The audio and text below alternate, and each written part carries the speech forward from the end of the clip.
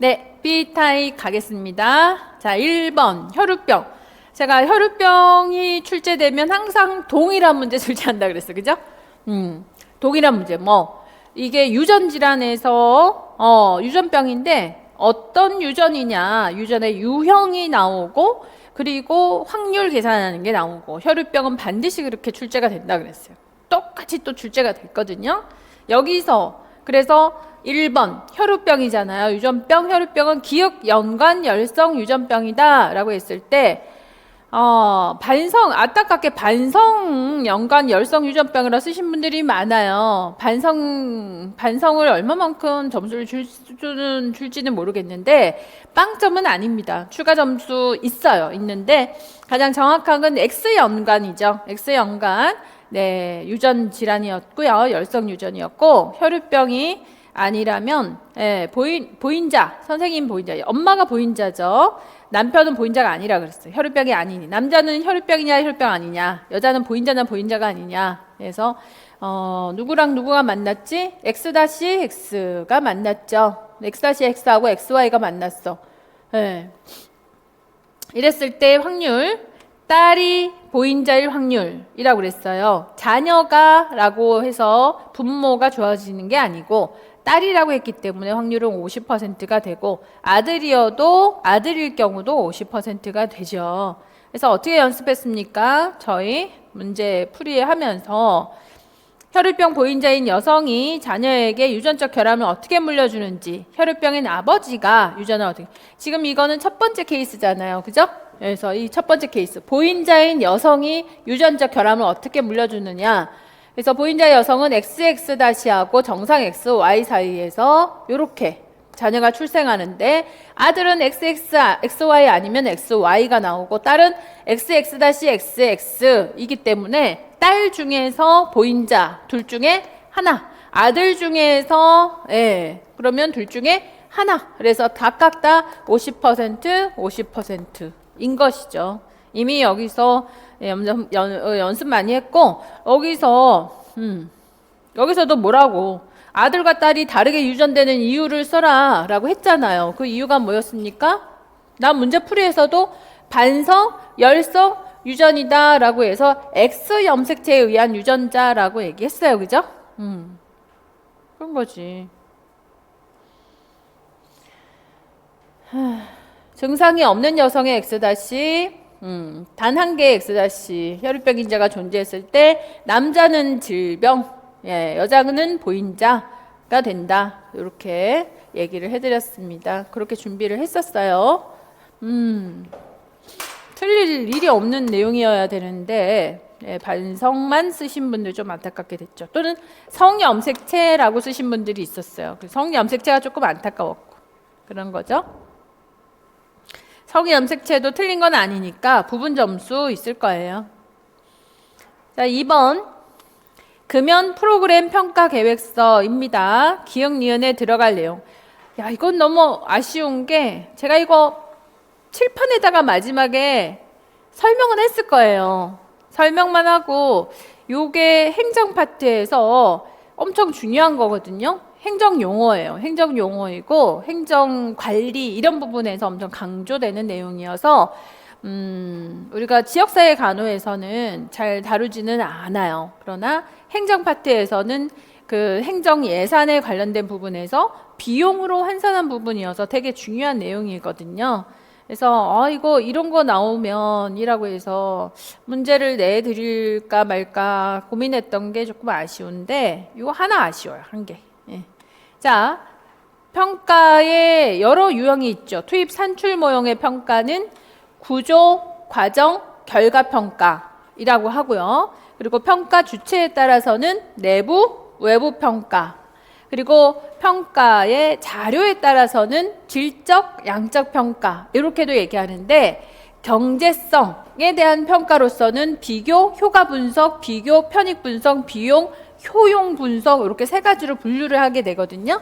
그 중에서 효과 분석, 효과 평가라고 하는 것은 율 평가하는 거예요. 그러니까 비용을 들였는데 예산을 들였죠. 이 예산에 비해서 얼마나 이환율이 줄었느냐, 이환율이 줄었느냐, 또는 금연율이 얼마나 늘었습니까?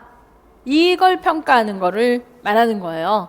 비용에 비해서 금연율이 늘었나요? 이환율이 줄어들었나요? 네. 폐질환율이 줄어들었느냐요? 뭐 하는 거죠.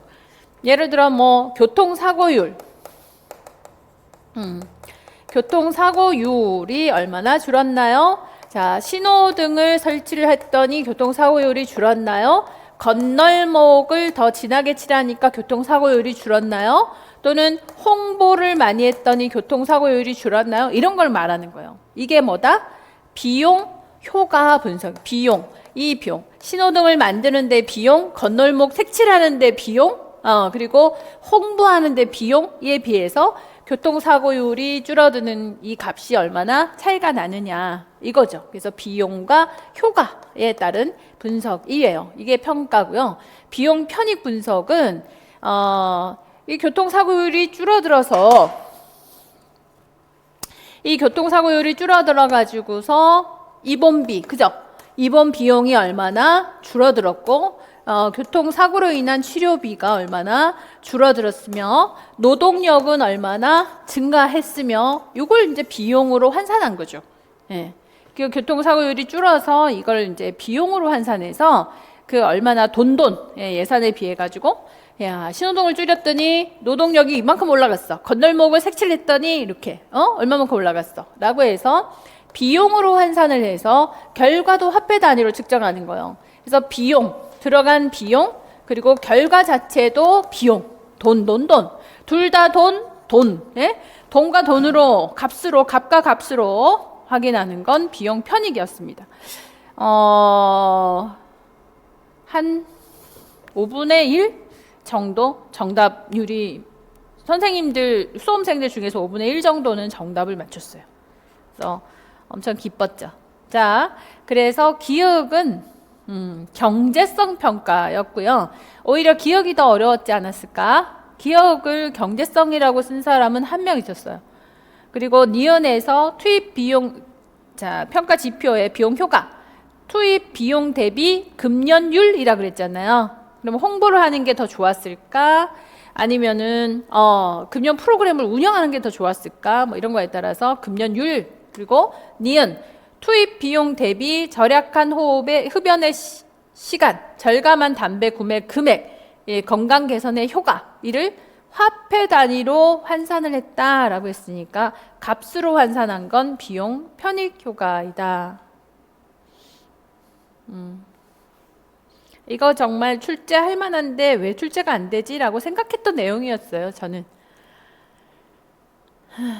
자, 그리고 3번.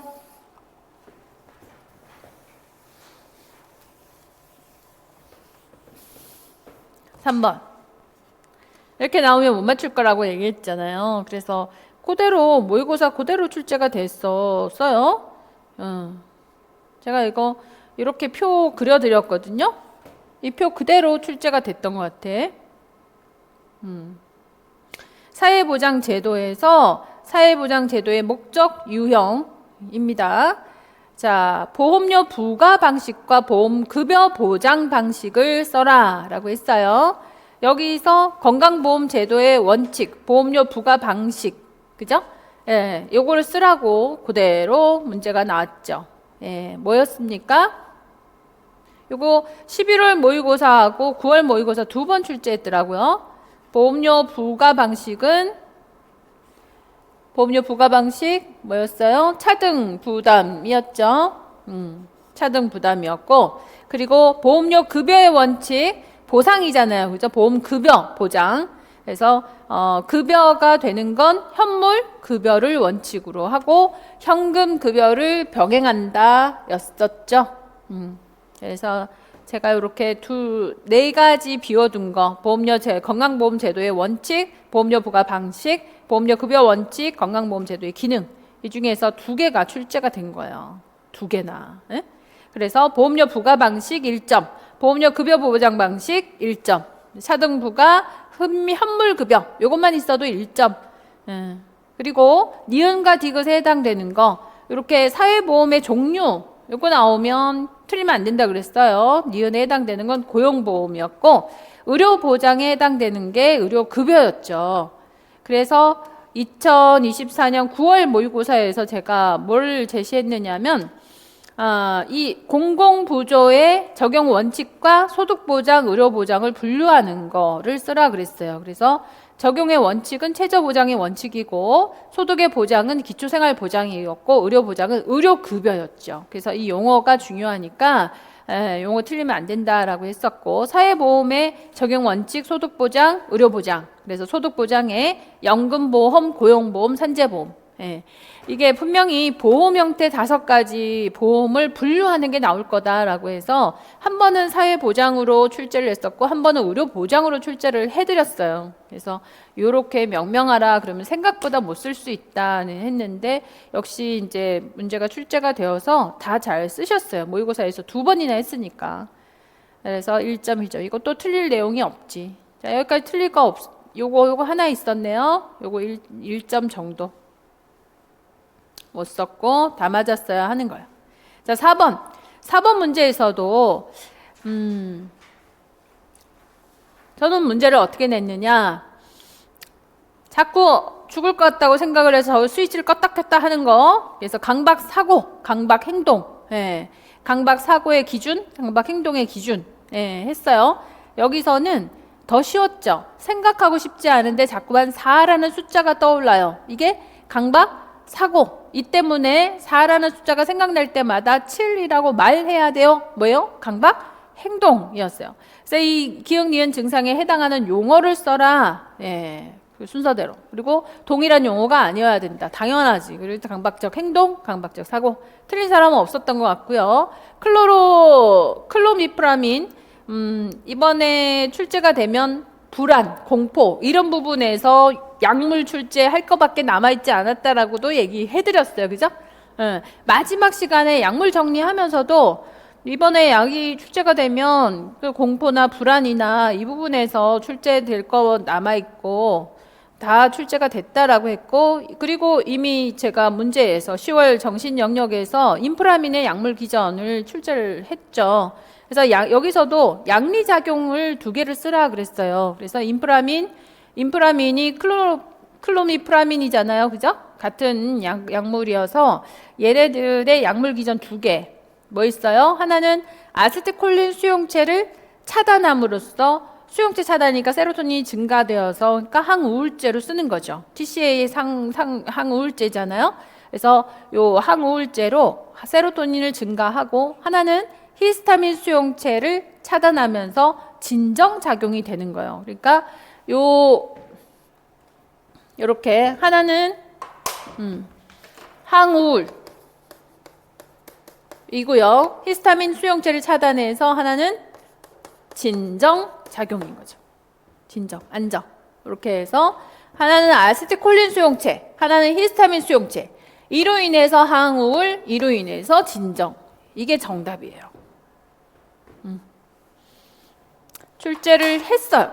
출제를 해서 이 TCA 4만 개 항우울제에 분명히 이렇게 명확하게 2개, 아세틸콜린 수용체 차단, 히스타민 수용체 차단, 이렇게 2개로 나누어서 제가 표로 이렇게 설명을 해드렸던 것 같습니다.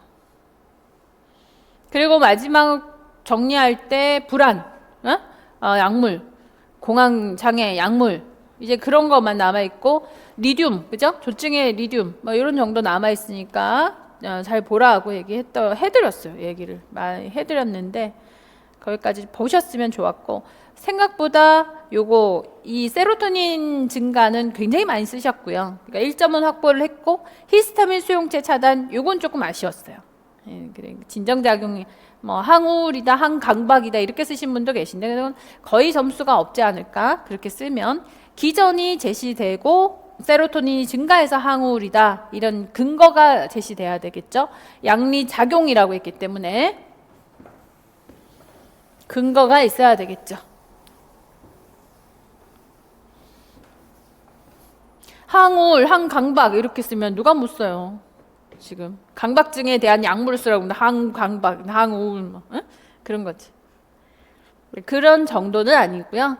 무엇 기전 때문에 항울, 기전 때문에 진정작용. 그렇게 생각하시면 됩니다. 여기서도 그래서 4분의 3점은 확보가 되셔야 된다. 자, 5번 문제. 분만 예정일이 일주일 앞으로 다가와서 아기를 잘 낳을 수 있을지 복부 검진하고 태위에 대해서도 들었나요? 그리고 위로 밀어보셨겠네요. 했어요. 그죠? 그리고 두정이라고 하셨어요. 그러시군요. 라고 했어요. 그림이 안 나와버렸네. 자, 기억에 해당되는 검진법의 명칭을 써라. 레오폴드 복부 촉진법. 이거를 문제에서 아예 제가 11월 모의고사에서 레오폴드 문제를 내어드렸죠. 레오폴드 복부 검진에 대한 내용 1단계, 2단계, 3단계, 4단계에서 그래서 여기서는 엄지와 나머지 손가락을 이용해서 태아를 위로 밀어봤다. 3단계에서 태아 선진부의 골반 진입 확인할 때 확인하는 거잖아요. 요거까지. 그리고 태위하고 제가 마지막에 태위, 그 다음에 태향 이런 거 물어볼 수도 있다고 정리해드렸어요. 그죠? 태위는 엄마 장축, 아이 장축, 척추끼리 그래서 십자로 될 수 있고 태향이라고 해서 제가 문제를 아로 A로 냈던가 태양의 방향, 그렇죠. 아로 P로 냈네요. 아로 P가 어떤 거냐 이렇게 해서 이런 것들 나오게 수 있다 얘기해드렸어요. 다행히. 그래서 태위를 정의하라. 엄마 장축, 아기 장축의 관계 쉽죠. 그리고 디귿 엄지와 나머지 손가락을 리을 두정이 이를 태세를 중심으로 태세가 뭐예요? 굴곡이냐 신전이냐 이거였잖아요. 그래서 태세를 중심으로 하라 그랬어요. 그러니까 이렇게 아래를 보면서 아래를 이렇게 보면서 있는 상황인 거죠. 자, 이거 그림을 넣어놨는데 그림이 이게 안 나와가지고 안 나왔네. 옮기면서 안 나왔나 봐요. 태세를 중심으로 서술을 해라. 그래서 선진부에서 태아를 후두골로 태아의 두부를 앞으로 이렇게 숙이고 턱을 가슴으로 당기고 굴곡한 상태로 선진부에는 요 후두부가 와 있죠. 와 있고 머리를 이렇게 돌려서 턱을 당겨서 굴곡하고 있는 상태. 그래서 완전 굴곡이다. 후두골을 숙이고 턱을 당기고 턱 당긴다는까지는 아니어도 후두골을 숙이고 굴곡이다. 이렇게만 표현을 해도 점수 받지. 태세를 중심으로 쓰라고 했으니까요. 근데 여기도 틀릴 내용은 없었어요. 자, 6번. 이 문제 쉬는 동안에 계단에서 넘어져가지고 발목이 부었다. 뭐예요? 염자잖아요, 염자. 그죠? 염자시의 처치는 뭐였습니까? 프라이스 처치잖아요. 프라이스 처치를 물은 거지. 프라이스 처치 중에 냉 적용하는 거 하고 다음 날에 석고붕대를 했어요. 석고붕대 합병증.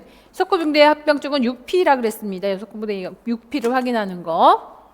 자, 문제에서 기역을 적용함으로써 얻을 수 있는 효과 두 가지를 서술을 해라. 냉 적용이에요. 자, 프라이스 터치에서 냉 적용. 부러진 게 아니잖아요. 개방골절도 아니고. 그렇다면 프라이스 터치에서 제일 중요하게 생각하는 효과는 뭐죠? 부종과 통증이라는 거죠. 그것 때문에 얻을 수 있는 효과 두 가지. 부종 감소, 통증과 경련 감소. 그러니까 냉을 적용함으로써 지각적으로 우세하다. 지각적으로 우세해서 통증이 감소되는 거죠. 지각 우세지, 지각 우세. 근데 간혹 대섬유 자극이라고 얘기하는데 그건 온요법일 때 얘기인 거죠. 그건 아니고 통증은 지각 우세죠. 냉 적용은. 그러니까 부종 감소. 냉은 혈관 수축에 효과가 있기 때문에 혈행의 감소로 인해서 오세혈관 투과도가 억제가 되죠. 그래서 부종 감소, 염증 제거 이로써 두 개, 부종과 통증의 감소예요. 이 문제는 어디서 출제가 되었느냐면 우리가 한번 생각해 봐야 될 게 요거 12년도에 객관식 문제 있었어요. 요 뜀틀에서 발목을 삐었을 때 객관식 문제에서 여기서 사고가 생겼어. 그림에서. 그래서 이렇게 기출이 중요한 거예요. 그래서 지문에서 뭐라고 나왔느냐면 증상, 가나다라 중에서 증상은 통증과 부종이거든요. 에? 그러니까 여기에서 답이 두 가지를 쓰라고 했잖아요. 냉적용하는 효과? 통증과 부종인 거지. 냉으로서 통증과 부종. 그러니까 프라이스 처치 전체가 무엇을 위한 거다? 통증과 부종 감소인 거예요. 거기에 초점을 가해져라 라는 내용이죠. 이렇게 출제 기출 문제가 활용이 되는 겁니다. 지문도 그냥 내는 게 아니라는 거지. 그래서 뭐 여러 얘기가 있었어요. 여러분 답에 뭐 출혈을 감소시킨다, 뭐다, 부종과 통증, 키워드 채점. 부종 감소, 통증 감소가 분명히 있어야 되고, 무엇으로 부종이 감소되었느냐? 그래서 부종 감소 0.5. 무엇으로 부종이 감소되었느냐? 혈관 수축으로. 이렇게 해서 1점, 0.5, 0.5 이렇게 되는 거죠. 지각 우세로 통증이 감소되었다. 1점 이렇게 되는 거죠. 자, 그 다음에 니은을 확인하기 위한 사정의 방법. 석고붕대를 했을 때 합병증, 6P잖아요. 그래서 혈액순환하고 신경계 손상하고 이 두 가지를 보는 건데 그 사정을 어떻게 합니까? 시각적으로 사정할 수 있고 촉각적으로 사정할 수 있는 거예요. 그래서 시각적인 관찰과 촉각적인 관찰. 그 중에 블랭킹 테스트 뭐 좋아요. 블랭킹 테스트를 하는 것도 탈색 상태, 색깔 보는 거잖아요. 그죠? 네, 순한 상태 보는 거니까 뭐 다 좋아요. 어쨌든 어떤 방법으로든 촉각과 시각으로서 확인한다. 요 내용들이 들어가 있으면 돼요.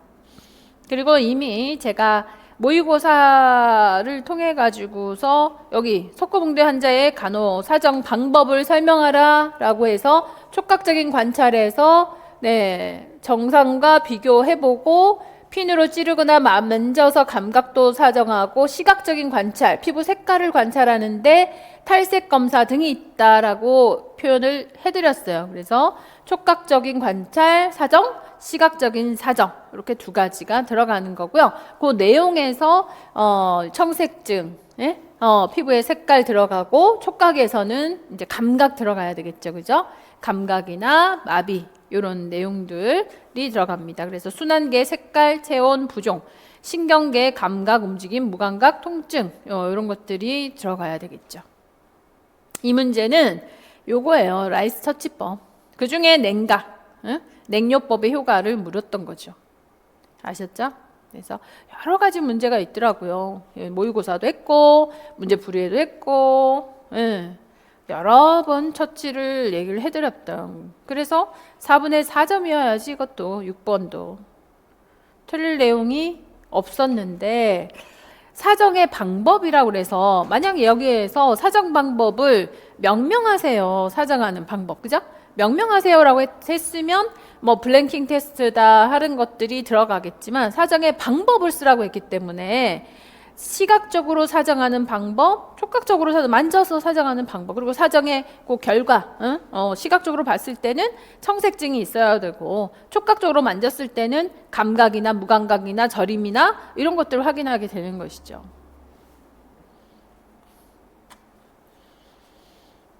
그렇게 그래서 여기서 제가 그 문제는 두 가지 형태였거든요. 모의고사에서는 신경혈관 상태를 사정하기 위해서 블랭킹 테스트를 명명하라 방법을 쓰라고 했기 때문에 블랭킹 테스트고 여기에서 문제가 더 맞겠죠. 두 가지 형태로 문제를 내드렸어요. 하나는 사정의 방법을 설명하라 했으니까 요 내용이었던 거지. 다 내드렸어. 그리고 냉요법의 효과를 쓰라고도 내드렸고 기출문제를 중심으로 기출 분석 잘해야 됩니다. 지문 잘 봐야 됩니다. 제가 엄청 강조했고 마지막에 직강 선생님 중에 마지막에 제가 뭘 보면 좋겠습니까? 라고 해서 제가 기출문제를 한 번 더 봐보세요 라고 말씀을 드렸거든요. 이제는 다시 되돌이 하셔야 되는 거니까 기출문제 정말 중요하지. 그리고 7번처럼 기본이 중요한 거예요. 기본. 자, 질 내에서 여성 생식기 내부 구조, 질 내에서 되드라닌 막대균이 존재하는 이유, 자궁에서 월경할 때 탈락되는 부위, 그죠? 그래서 그리고 난소에서 두 가지의 기능, 엄청 기본이지. 그래서 기억의 역할, 질의 산도를 유지해서 균 침입으로부터 질염 예방이잖아요. 요거지. 되드라이드 막대균이 질상피에서 글라이코겐을 분해해서 유산균으로 변화를 시켜요. 글라이코겐 분해해가지고. 그러니까 먹고 프리바실러스 역할을 하는 게 글라이코겐이고, 포스트 이 바실러스 역할을 하는 게 먹고 싼 거, 이게 싼 게 유산균이죠. 락토바이러스. 그래서 질점액을 산성으로 유지를 하게 됩니다. 이래서 외부 균 침입으로부터 방어 역할. 그래서 이렇게까지 상세하게 기전을 쓰지는 않았어도 산도를 유지시키는 거다. 그리고 이로써 질염을 예방하는 거다. 이 정도는 다 쓸 수 있지 않았을까. 1점. 그리고 이 기능층이죠. 기능층. 탈락되는 거 기능층이지. 기증층, 기저층. 그 다음에 디귿을 서술하세요. 난소에서의 기능. 여성 호르몬 분비죠. 그죠? 그래서 난포가 성장하면서 근데 여성 호르몬이 분비되는데 난포였을 때는 에스트로겐, 난소에서 또 뭐도 있어요. 백체도 있잖아요. 황체도 있고, 황체일 때는 프로게스테론. 두 개 다 들어가야지. 안 그래요?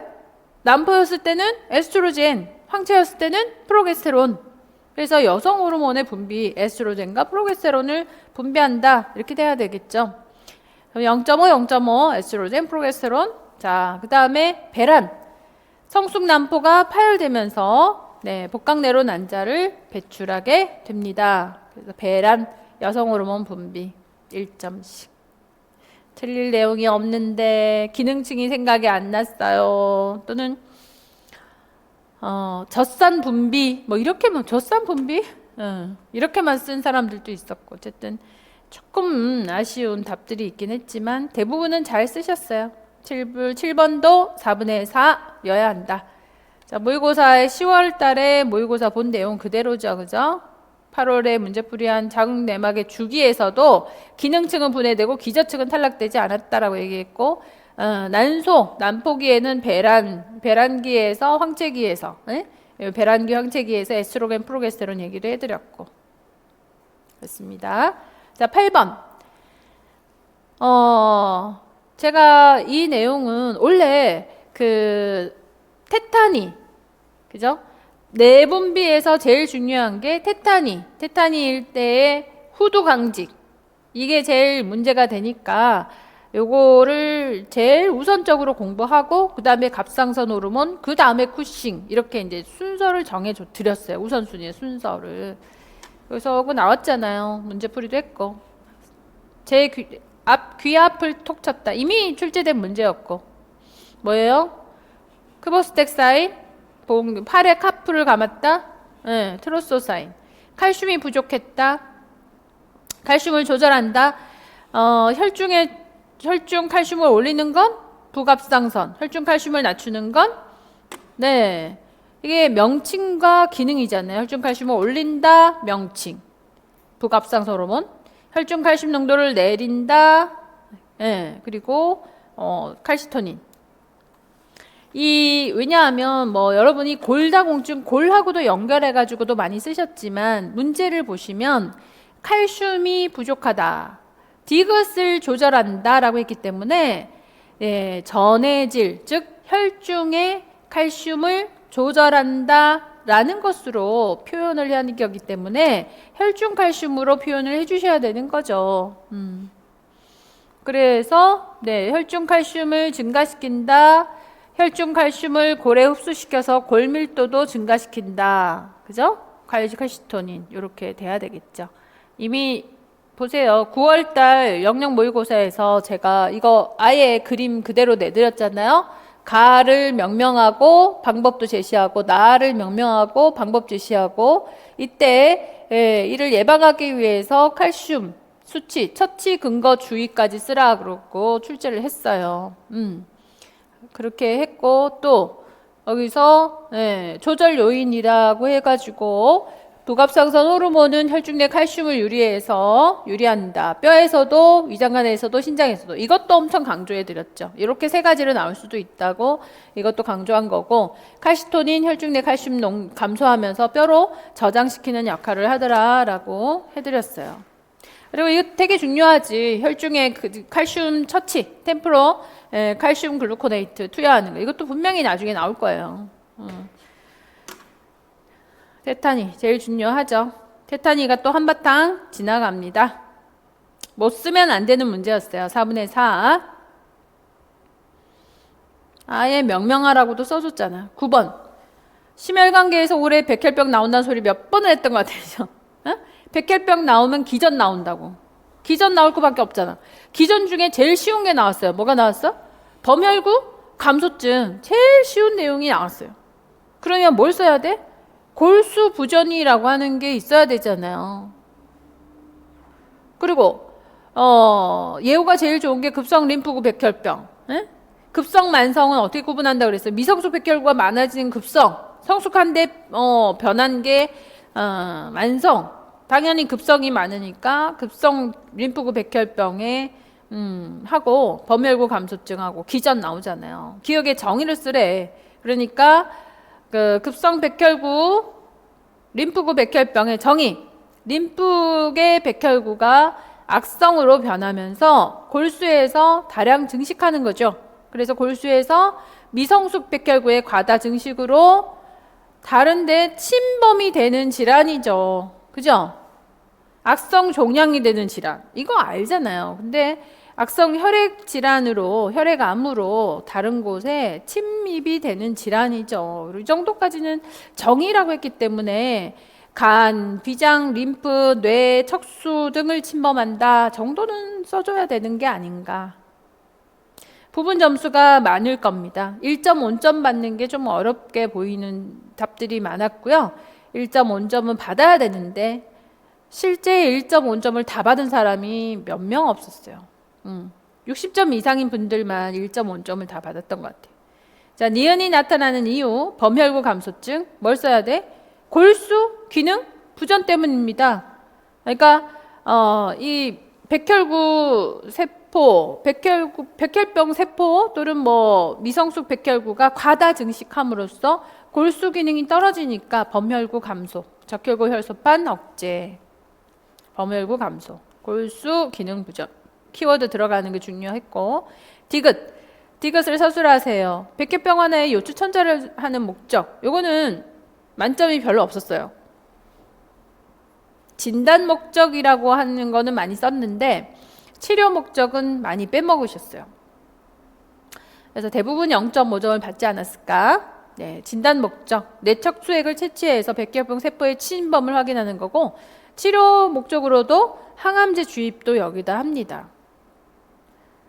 자, 2가지 있고요. 요추천자 할 때 아덕의 자세, 옆으로 누워서 새우등처럼 구부렸다. 이것도 별로 그렇게 틀린 사람은 없었던 것 같습니다. 자, 이거 우리 모의고사에서도 제가 이 빈혈이 생기는 근거, 호중구 감소, 백혈구가 생기는 이 줄어드는 근거, 이 근거 제시하는 거 아주 중요하다고 했고, 10번. 자해 상처를 했어요. 자해를 하고, 기억. 웹툰 주인공이 친구 관계에서 받는 스트레스를 스스로 상처를 내면서 푸는 걸 보고 따라했어요 라고 했어요. 뭐예요? 방어기제? 동일시. 방어기제 이렇게 어렵습니다. 그래서 사례를 보고 판단하는 문제였습니다. 한 3분의 1 정도의 답안율이 보였어요. 동일시라고 쓰신 분들이 3분의 1 정도 됐던 것 같아요. 3분의 2는 다른 내용을 썼어요. 자해 얘기를 꺼내는 게 어려웠을 텐데 용기 내서 말해줘서 고마워요. 그래서 자살도 우리 엄청 준비 많이 했어요. 그죠? 자살, 자해, 뭐 여기 항상 출제되는 내용이죠. 자, 심리치료에는 인지치료와 행동치료, 이 중에 인지치료에 대한 목적을 제시하라 그랬고, 이가 제가 인지 재구성이 무엇인지 개념을 쓰라 라고 해서 이미 모의고사에서 10월 모의고사, 정신 모의고사에서 이렇게 정리했어요. 상황을 재평가해서 합리적인 신념보다 긍정적인 자기 진술로 전환을 해서 스트레스에 대한 인식을 변화시키는 것, 즉 비합리적인 신념을 합리적인 신념으로 바꿔서 긍정적인 사고로 바꾸는 거. 이게 인지치료의 목적이었죠. 그래서 했기 때문에 한 지가 얼마 안 됐잖아요. 10월이니까. 그래서 잘 쓰셨어요. 대부분 다 1점 받으셨더라고. 대부분 다. 잘 썼어요. 그리고 디귿에 해당하는 용어. 변증법적 행동치료. 그러니까 정반합이죠. 정반합. 극과 극을 대비시켜가지고 중용을 지키자. 이런 이제 치료법이에요. 치료법이어서 변화와 수용 사이에 해결책을 찾는 게 중요하다. 디귿을 쓰신 사람들은 거의 없었다. 그 다음 리얼에 해당하는 개념. 정서에 휩쓸리지 않고 강한 정서적 경험 속에서 신중하게 행동하는 능력을 갖추는 게 중요하다.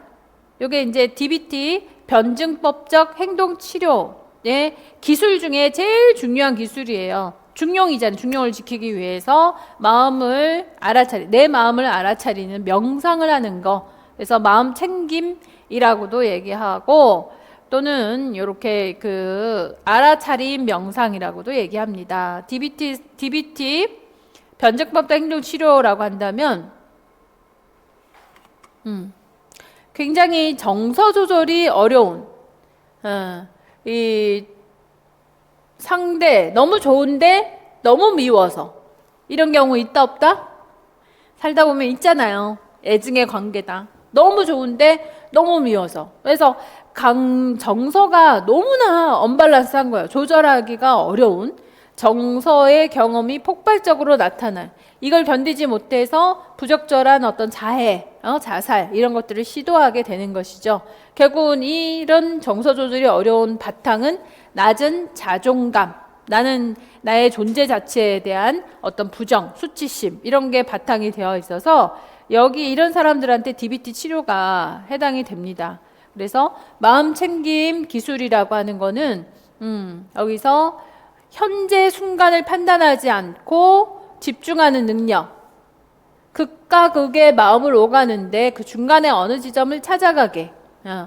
나는 너무 가치가 없어. 죽고 싶어. 하지만 저 사람을 너무 사랑해. 너무 미워. 이 사이에서 갈등을 하고 있잖아요. 근데 너무 좋아. 너무 미워. 아니고 이 둘 다 말고 지금 현재의 나에 좀 집중해봐라 라고 하는 거예요. 그 순간에 살아있다는 것에 대한 관점을 가지고 지금 현재 그러니까는 실존주의죠. 실존주의에서 현재 내가 보고 있는 게 무엇이고 들리는 게 무엇이고 명상을 하면서 나 자신이 심장을 뛰고 있네. 내가 배가 고파하고 있는 상황이구나. 이렇게 나에 집중하는 거 있잖아요. 뭐를 떠나서? 극과 극을 떠나서. 둘 다 아니고 현재의 나에 집중해서 합리적인 마음을 갖는 그런 이제 자신이 주변에서 지금 너무 좋고 너무 밉고 이것만 생각하느라고 현재가 없잖아요. 그래서 그 현재에 집중하는 마음, 이게 명상이라는 거예요. 마음 챙김. 내 마음 챙김. 마음 챙김은 그래서 여기서처럼 촉각, 후각, 시각, 후각, 청각 이런 오감에 집중하는 것을 말합니다. 그래서 합리적인 마음, 정서적인 마음, 현명한 마음의 상태. 이 순간에 머무르면서 충분한 경험을 하는 것을 돕는 상태. 요게 마음 챙김이라는 거고요. 그 외에 그리고 또 중요한 기술이 고통 감내 기술. 고통을 완화시키는 기술. 고통을 어떻게 하면 완화시킬까요? 너무 힘든 거야.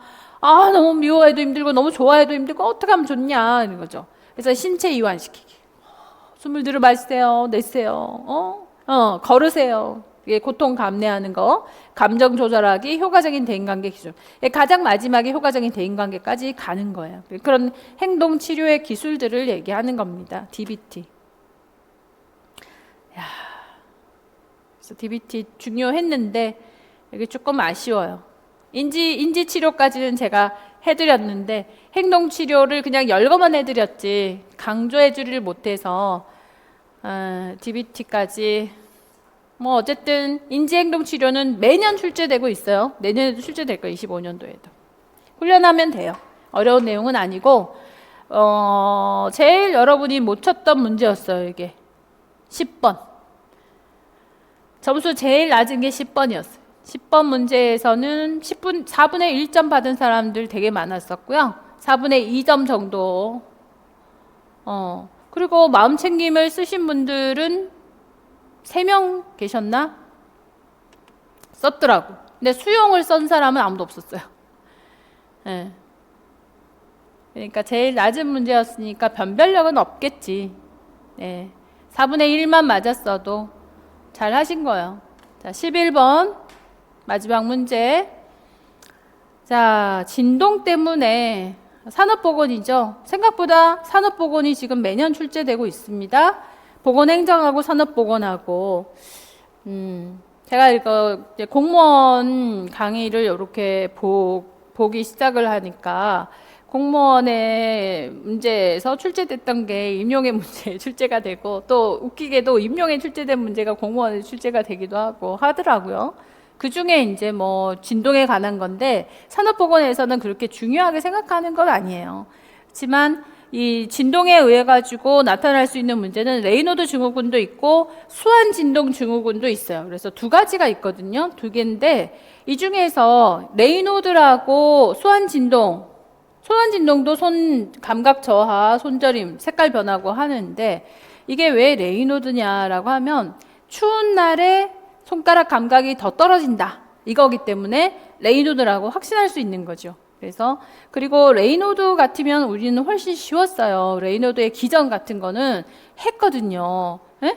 했거든요. 레이노드 기전을 쓰라. 이거 말초 동맥 질환에서 다루었던 내용이었어요. 문제로서 저는 요렇게 요 상황을 내드렸고 요게 뭐냐라고 해서 레이노드 현상이다라고 여기서 손가락에 경련을 일으켜 수축되고 창백하고 손의 색깔이 변다. 이게 답이었죠. 그죠? 지문 내용이 답이었고 그리고 산소가 제거된 헤모글로빈이 손가락에 운반되기 때문에 청색증 그리고 끝부분이 궤저가 된다.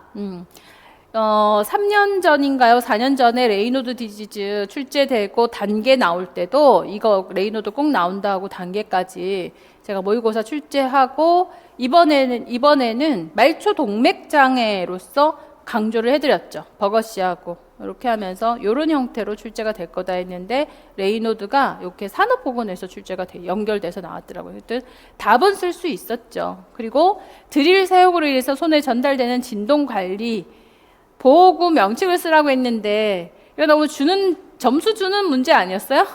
장갑이라고 쓰면 되는 거 아닌가? 진동장갑? 보호장갑? 그렇고 디귿 산업재해 보상에 신청을 한다 라고 해서 이 업무를 수행하는 기관의 명칭 이건 어려웠을 겁니다. 근로복지공단 5분이 답을 썼더라고요. 근로복지공단이라고 명확하게 나머지는 다 틀렸지. 그래서 여기에서도 레이노 그리고 기전 생각보다 장갑 이거 많이 써서 4분의 3점은 다 몰랐지만 4분의 3점은 받을 수 있는 문제였어요. 이래서 자, 이 정도로 수업 시간에 모의고사 문제풀이 해가지고서 내가 챙길 걸 다 챙겼다라고 하면 전부 다 챙겼다 63점, 64점 정도 됐을 거고요. 그리고 조금 약간 실수가 있었다 아니면 57점 정도. 그 정도 선이 상위권에서의 합격 커트라인이라고 보고 그리고 어디까지 지역에 따라서는 50점까지 내려갈 수도 있을 것 같다라는 겁니다. 그래서 지역별로에 따라서 50점 정도까지 그런 정도라고 한다면 2차 준비 빡세게 하셔야 되지 않을까 생각을 합니다. 아셨죠? 이렇게 준비하시고 2차 너무 중요하니까 항상 이렇게 훈련하는 거 잊지 마시고 많이 하셔야 돼요. 스터디해서 많이 해야 되고 그 이유에 대해서는 제가 조금 있다가 2차 면접 대비 어떻게 하는지 알려드릴 테니까요. 그를 가이드 삼아가지고 참고하시면 될 것 같아요. 여러분들 너무 수고하셨고 아쉬운 마음은 항상 있어요. 그래서 시험이라고 하는 거는 내가 알고 있는 걸 최대한 다 표현하고 나면 후회는 없어요. 근데 그런 상태 있잖아요. 뭔가 이렇게 알겠는데 흐릿하기 때문에 아직은 정확도가 선명하지 않은 거 그것도 실력이긴 하거든요. 그렇지만 전체적인 흐름도 파악을 했고 이제 감도 잡았고 무엇을 묻는지 해석도 잘 할 수 있고 하다면 충분히 다음에 공부를 한 번 더 하게 되면 명확해질 수 있어요. 그러니까 너무 낙담하지 마시고 우리 딸이 수능 보고 두 번째 재수해서 수능을 봤을 때 항상 100점 맞던 과목이었는데 3개나 틀려갖고 3등급을 받아와가지고 기절하는 줄 알았어요. 그래서 대학을 못 가나, 그러니까 원하는 대학을 못 가나, 울고 불고, 나머지는 정말 잘했는데,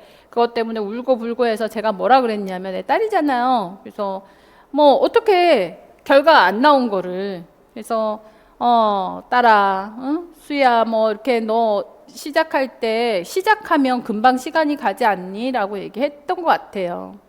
시작하면 그랬더니 너 시작할 때 그렇게 괴로웠니? 그래 괴롭지 않았대. 그래 한가운데 가 있으면 공부하느라고 다른 생각이 없잖아요. 그러니까 그렇게 괴롭지 않다. 그렇지만 한 번 더 하는 것에 대해서 한 번 더 하면 네가 원하는 대학을 가는 거고 네가 한 번도 못하면 그냥 여기서 만족을 하는 거고 그 선택을 네가 하되 한 번 더 하는 것을 두려워하지는 말자. 그냥 시작하면 끝이 있어. 금방 끝나. 이렇게 얘기를 해줬거든요. 지금 그냥 재밌게 지내자라고 얘기를 했어요. 근데 결과적으로는 잘 됐어요. 결과는 다른 제2 외국어 가지고 지원을 해가지고 그거 버리고 그래서 준비해 놓은 게 있어갖고 잘 가긴 했지만 그렇지만 다시 한 번 더 했다 하더라도 둘 다 별로 그렇게 개의치 않고 했을 것 같아요. 나라면, 그러니까 제가 얘기하고 싶은 건, 저가 약간 아쉬운 수준 있잖아요. 막 50점 조금 넘고, 나 좀 더 잘할 수 있었는데 막 너무 괴롭겠지만, 그러나 결과에 순복하고, 그리고 지금까지 해놓은 게 있으니까 그 정도 점수가 된 거예요. 그러니까 한 번 더 명확하게만 하면 되지 않을까 생각하고, 그리고 결과가 좋았습니다. 60점 이상자들이 꽤 많았어요. 제 수업 듣는 학생들 중에서는. 그래서 답안지를 받았는데 원래 이 문제가 정확도가 묻는 문제라 55점 정도도 힘들지 않을까라고 생각을 하고 저는 채점을 했는데 의외로 60점이 넘는 분들이 많이 계셔갖고 나는 기분이 좋았어요. 기분은 좋았지만 그분들은 합격하시겠지. 근데 편차가 있었구나. 상위권하고 그다음에 중간층은 오히려 중간 점수가 아니라 더 내려간 점수예요. 그래서 커트라인은 어떻게 될지 모르겠어요. 커트라인은 50점에서 55점 사이가 컷라인이 될 거기 때문에 사실 이렇게 60점 이상자의 점수가 많았으면 커트라인은 57점, 58점 이렇게 돼야 되거든요. 근데 그게 아니고 가운데가 뻥 비었고 밑으로 내려가. 원래 편차는 그렇게 좀 돼요. 그래서 그 밑에서 커트라인이 잘리겠구나. 그러니까 50점 이상자들은 준비하시고 어쨌든 1차가 됐는데 2차에서 떨어질 수는 없는 거잖아요. 준비를 열심히 하셔야 될 겁니다. 준비 잘 하셨으면 좋겠고 만약에 문제가 생긴다 하더라도 그냥 받아들이는 마음으로 방향성만 잃지 않으면 내가 잘 갈 수 있어요. 세월은 또 오고 또 갑니다. 여러분들 너무 수고하신 거에 나는 박수를 보내고 안아주고 싶은 마음, 그런 마음인 거지. 수고들 많이 하셨습니다. 네.